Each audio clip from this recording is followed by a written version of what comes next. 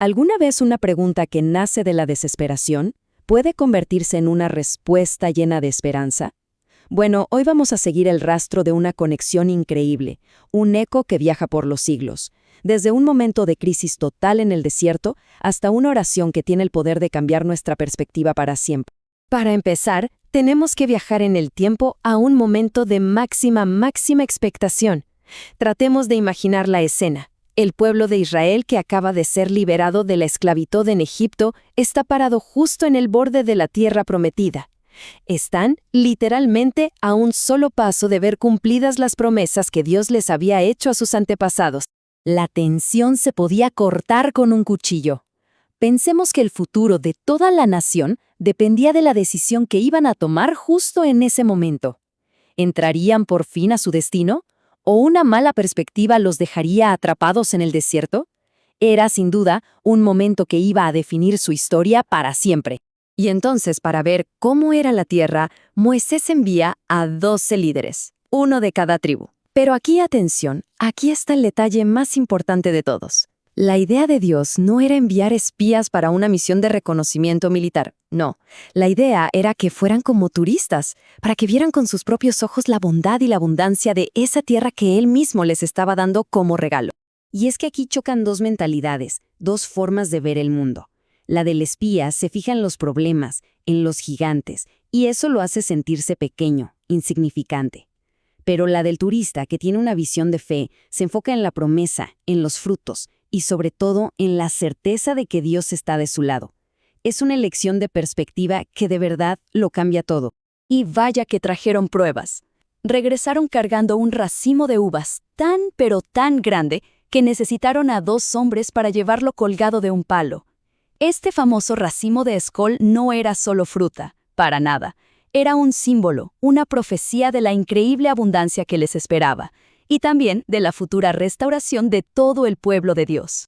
Pero a pesar de tener la prueba en sus manos, 10 de los 12 líderes volvieron con un informe que sembró el pánico.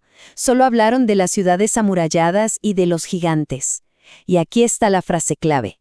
Dijeron, éramos nosotros, a nuestro parecer, como langostas. Su miedo no solo hizo más grande al enemigo, sino que destruyó su propia identidad. Y ya sabemos cómo son estas cosas. El miedo se contagia. La negatividad de la mayoría se esparció por todo el campamento como pólvora y ahogó por completo el informe lleno de fe que traían los 2 valientes, Josué y Caleb. El pánico se apoderó de todos. El efecto fue devastador. La Biblia cuenta que toda la gente lloró esa noche. Llegaron a decir que preferían morir en el desierto o incluso volver a ser esclavos en Egipto antes que enfrentarse a esos gigantes de la mano del mismo Dios que los había liberado. ¡Qué cosa tan triste!, ¿no? Obviamente, esta reacción de desesperanza total tuvo una respuesta de parte de Dios. Pero lo interesante es que vamos a ver que el problema real no eran los gigantes que estaban afuera, sino la falta de fe que se había metido adentro, en sus propios corazones. Y es en este punto que escuchamos por primera vez esa pregunta tan desgarradora. Es Dios hablándole a Moisés, pero no con ira, sino con un dolor profundo. Después de las plagas, de abrir el mar rojo, de darles de comer en el desierto, ¿hasta cuándo no me van a creer? Es la pregunta de un corazón herido por la desconfianza. Y aquí es donde la historia da un giro impresionante y escuchamos ese eco divino. Cientos de años después, el rey David, en medio de su propia angustia, le hace exactamente la misma pregunta a Dios. ¿Hasta cuándo, Señor? La pregunta de un Dios herido se convierte en el clamor de un ser humano desesperado. Es como si David estuviera sintiendo lo mismo que sintió Dios, ese dolor del silencio, del aparente abandono. Pero lo más increíble es que en esa misma oración de David encontramos la respuesta, la salida. La solución a la desesperación no es que las circunstancias cambien de un momento a otro, sino que nuestra perspectiva, nuestra forma de ver, sea transformada. Esta es la clave de todo. El antídoto de David para no hundirse en la desesperanza es una petición muy simple pero increíblemente poderosa. Alumbra mis ojos. Es un ruego para que la luz de Dios entre en medio de la oscuridad. Es pedirle ver las cosas no como parecen, sino como Él las ve. Ok, ¿y cómo se nos iluminan los ojos? Pues la misma escritura nos lo dice. No se trata de esperar pasivamente a que caiga un rayo de luz del cielo. Es una acción, es una decisión de abrir la palabra de Dios porque sus mandamientos, como dice otro salmo, son puros y alumbran los ojos. La luz ya está ahí, solo tenemos que buscarla. Este proceso nos da como una hoja de ruta para salir de la oscuridad. Todo empieza con la humildad de pedir ayuda. Luego, un paso clave, recordar. O sea, buscar activamente en su palabra las promesas que nos cambian la perspectiva. De ahí, elegimos confiar, no porque seamos perfectos, sino en su infinita misericordia. ¿Y el resultado?